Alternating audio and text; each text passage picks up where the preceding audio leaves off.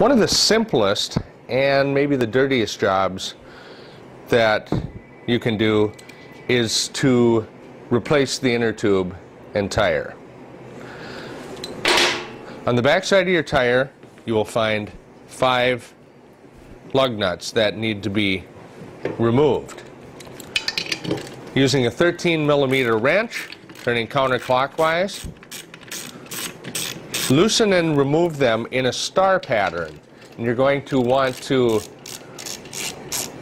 when you tighten, use the same star pattern to put them back together. Once you've removed the lug nuts, inspect your lock washers. This is a good time to replace the lock washers with a fresh one because they will flatten out over time and lose their effectiveness. Put them aside in a safe place. I usually do it up on the floorboards so they don't get lost. Now it's time to separate the 2 halves of the rim. This one hasn't been on here terribly long, so it came apart very easily. A lot of times you will have to use a flat screwdriver and twist in between the rim and the tire to get the rim to pop loose from the bead.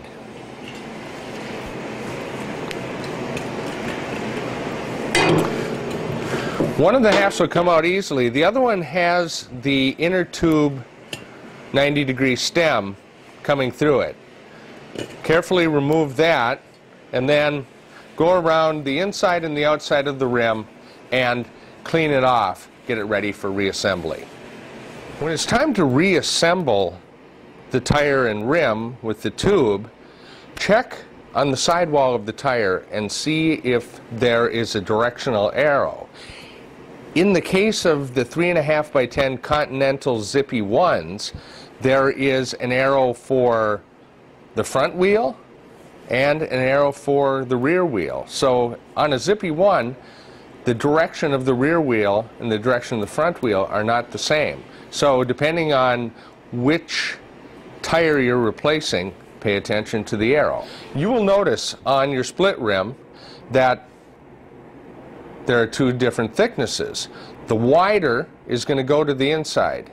Now there is one exception for this, and that would be on a GS160, Vespa GS160 or an SS180, where the halves are equal sizes. But everything else that I can think of is going to have the offset split on a 10-inch rim.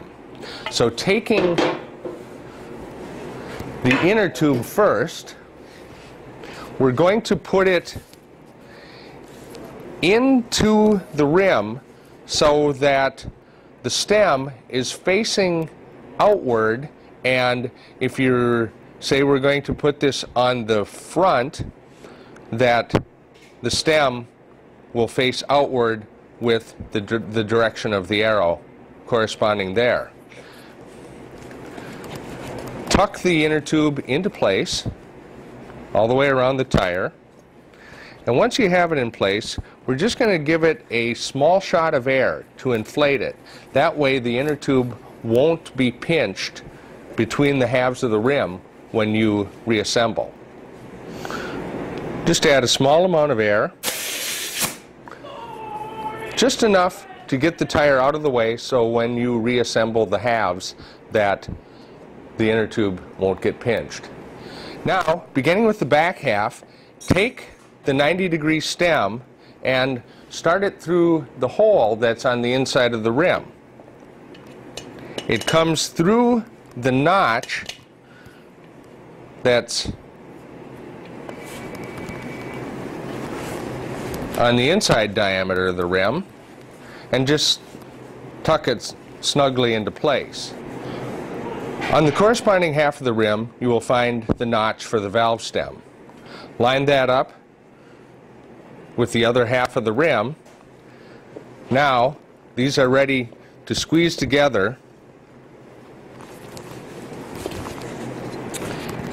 and the lugs will come through the back half of the rim, and you'll be ready to reinstall the lug nut. Now, starting in one spot, I like to start right at the valve stem. holding the two halves of the rim together in that spot, just by hand, start a lug there. Now, moving in the star pattern, we're going to squeeze it together, holding with one hand and with the other starting the lug nut. Now you've got the two hands in place. You can start to tighten these two halves together, not getting them all the way tight, just snug. That makes the rest of the lugs very accessible to complete your assembly. Continuing to move in the star pattern.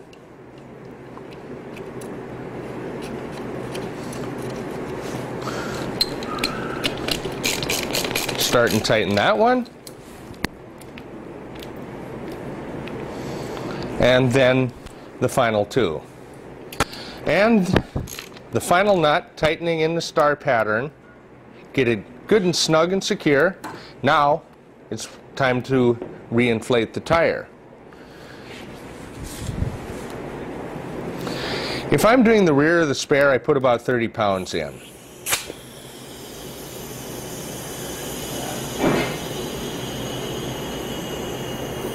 And then check it with your gauge.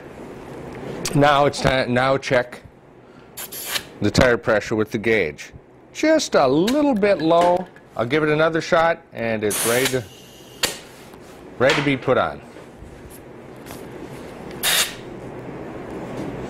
Went a little bit over. This gauge allows to bleed a little air out of it. There, right at 30 pounds. Put the valve stem cap back on,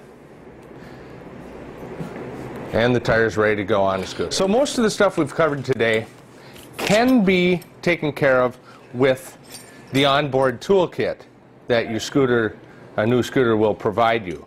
However, spend a couple extra bucks, go out, get yourself a decent set of screwdrivers and a small metric toolkit. You'll find that you're much better off that way. We've just covered the basics for the manual shift scooters today. I'm Bob Hedstrom from Scooterville in Minneapolis, Minnesota. We look forward to bringing you more tech tips in the future.